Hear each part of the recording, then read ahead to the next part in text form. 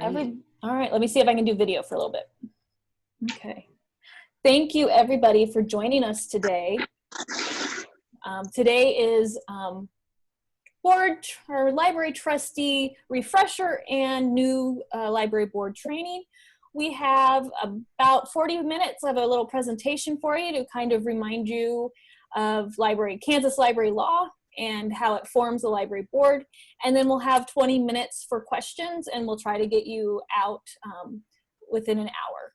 And who are you? Oh, yes. I am Maribeth Shafer. I am the Assistant Director and the Continuing Education Consultant at CKLS. Patty? Good evening. My name is Patty Collins, and I am the CKLS Youth Services Consultant and part-time trusting training lady. That's right. And tonight, part-time attendance lady. So yes. I'm Gail Santy. I'm the Director of CKLS and the Director of the Great Bend Public Library. But here tonight, I'm here in my CKLS hat, and we're very pleased to have you all joining us. Okay, well, let's get started. I'm going to share my screen, if it'll let me. Microsoft PowerPoint. And if not, then Gail or Patty can share. Okay, let's see if it lets me do it.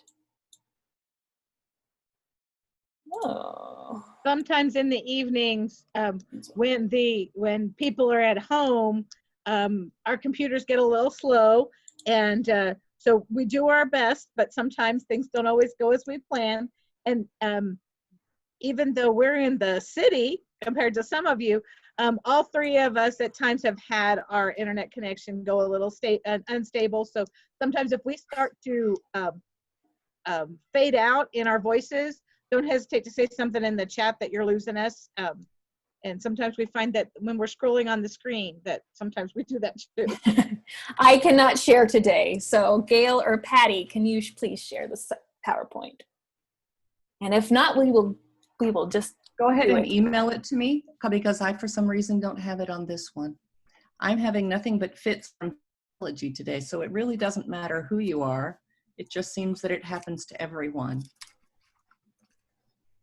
Okay. I will.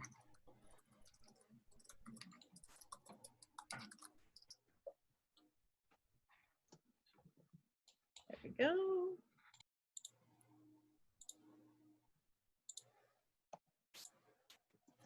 Okay, you should get it.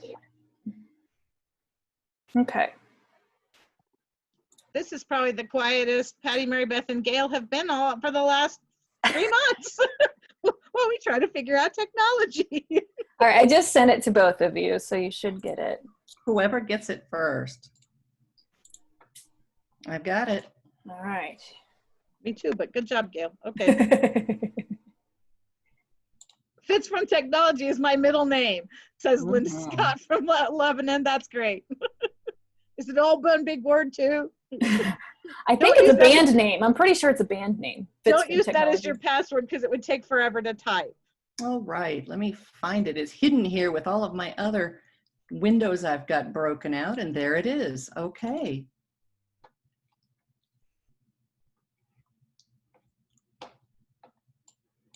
And you're going to need to see my screen, I'm sure. So let me open that up there. First, there we go, Miss Gail. Okay, you can see it because I've, on a laptop, I lose everything. Yes, we can see it. Okay, great. Yes, Fitz from Technology is my middle name. Okay, great. And we want to slideshow, play from start. Here we go. Go ahead, Maribeth, and you just tell me when to hit this next button and I'll be glad to do it. All right. Okay, so I already gave the introduction. Let me clear my screen. I am, oh, go ahead, next slide, Barb. Who are you, Gail? I don't care who I am. Whoop, backwards now, I've got to go back. Oh, goodness. Okay, so. There we go. There we are. So state law does stipulate the size of your library board. Your library board needs, if you're a city or a township library, you'll need 7 members plus the mayor, a quorum of 5. Now there's some room for interpretation if it's a total of 7, including the mayor, or if it's 7 plus the mayor. So we've left that open to local interpretation of that. Right. We've not ever had an attorney general's opinion on that yet, and we'd actually prefer to keep it that way. But the quorum is 5, and that's important for one of our library standards, which we will get to later on. For a county library, it needs 5 members plus a county commission member with a quorum of 4. The board members should be appointed by the head of the municipality with approval of the governing body. That means that your mayor needs to appoint, and then your city council needs to approve. This is what gives your board the power to fix and set a budget. This is what gives your library board the power to run the library on the city's behalf. Next slide, please. Okay. Who can be a library board member? Residents of the city.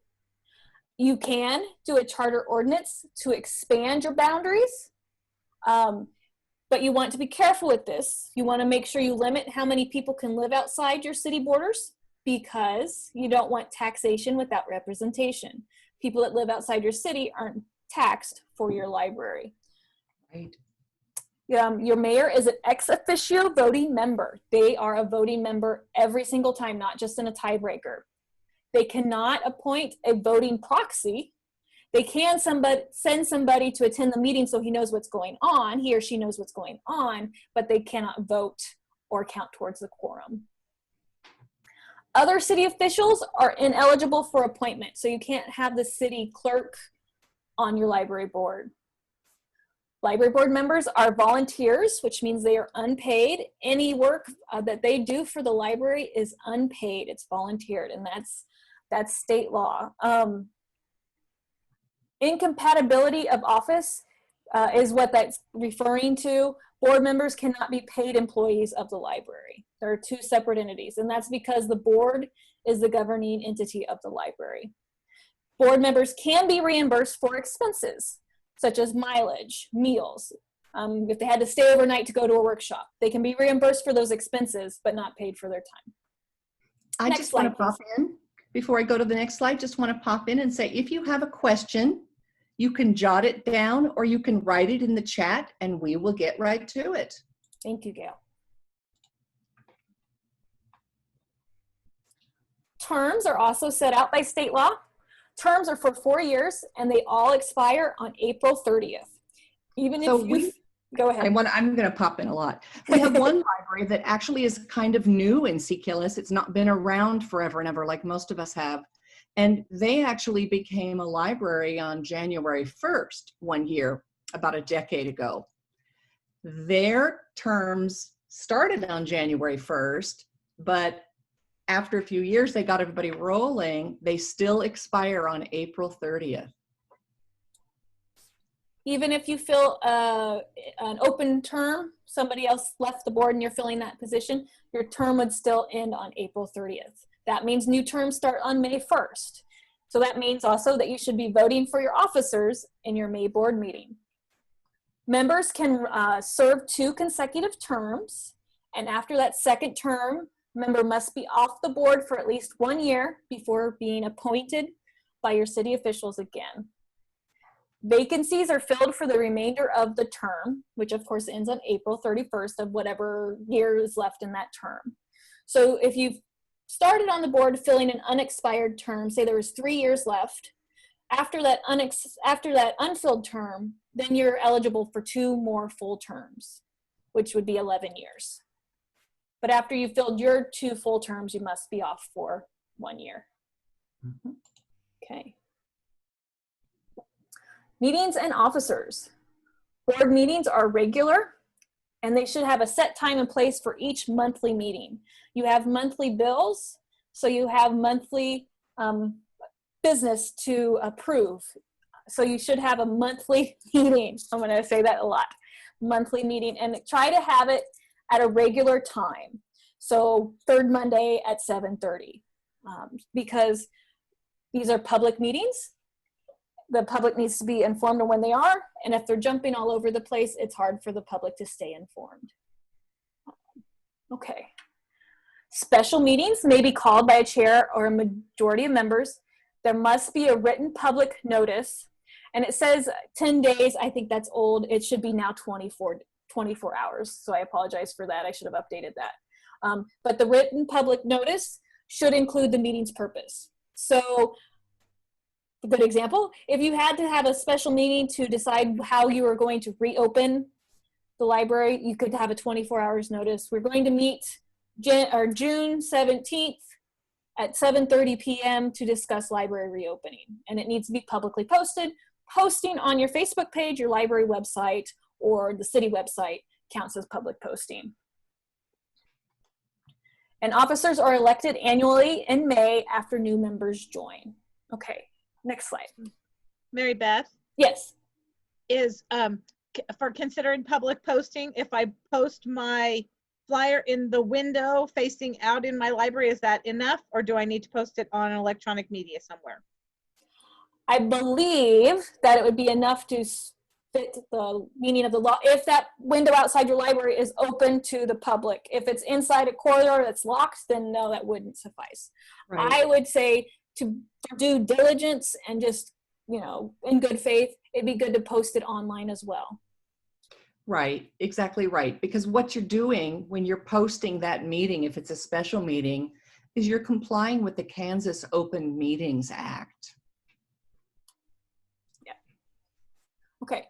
I'm going to read through these bullet points, and then we're going to click on the responsibilities. There's a good comparison chart for you. And then later in the meeting, I'm going to show you where all these resources are kept so that you can find this information elsewhere. So responsibilities of the board, planning for the future. That's one of your biggest tasks, not just where your library is now, but where you want the library to be in the future. And of course, right now, the future is very much kind of clouded in the fog, but that's your role is to figure out how can we move forward from where we are now. Set the budget for the library and secure funding from the library.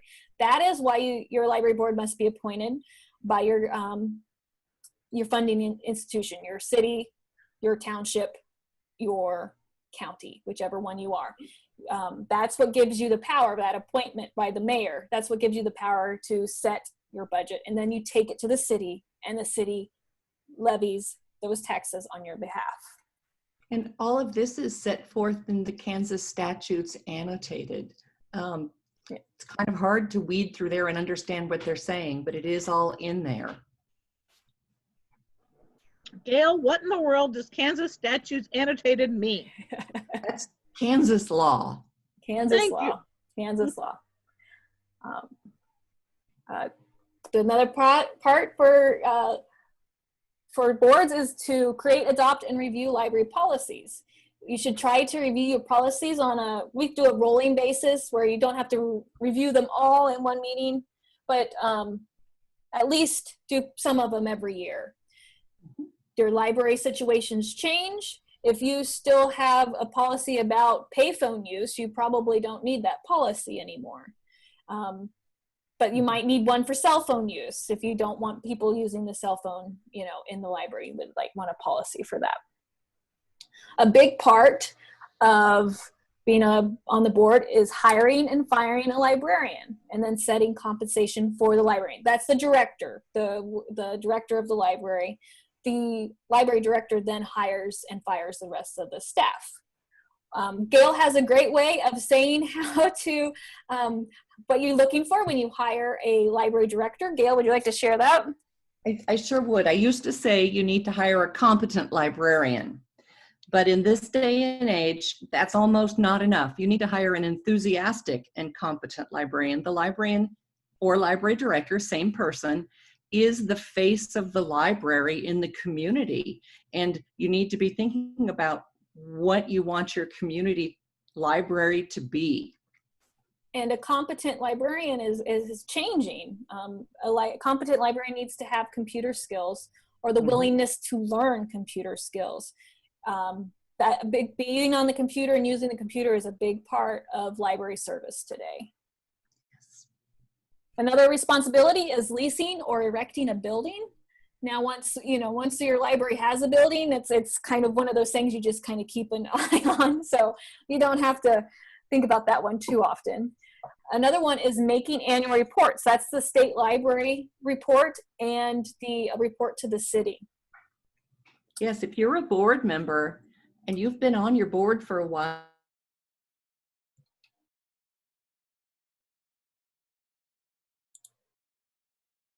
knows, or they can ask CKLS and we'll share with them how to print out that report. That gives you an at-a-glance document that shows where you were last year, and that helps you plan to where you want to be next year. The report also comes in a huge statistical spreadsheet, and you can compare your library to libraries down the road or across the state. It's a very valuable tool.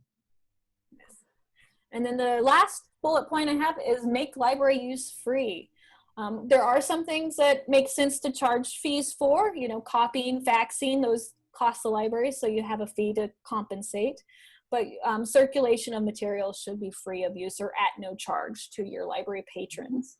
Gail, will you go ahead and click on responsibilities up there so we can see the chart? Let's see if it opens up. And this chart I will send out in the handouts when we send out the archive. This is kind of a comparison of responsibilities. And when you look at it, let's see if I can send it in the chat. When you look at it, you'll see that they kind of mesh together. I'm holding my hands together by the time my camera turned off. They're meshed together. The board and the director really work together on a lot of these things. Gail, is there one you want to highlight in there?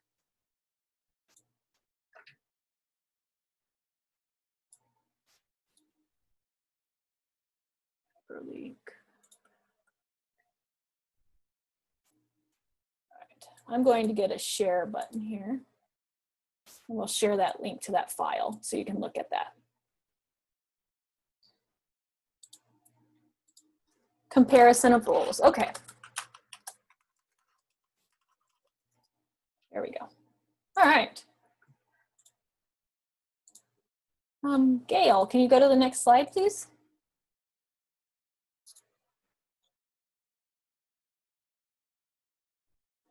Uh-oh.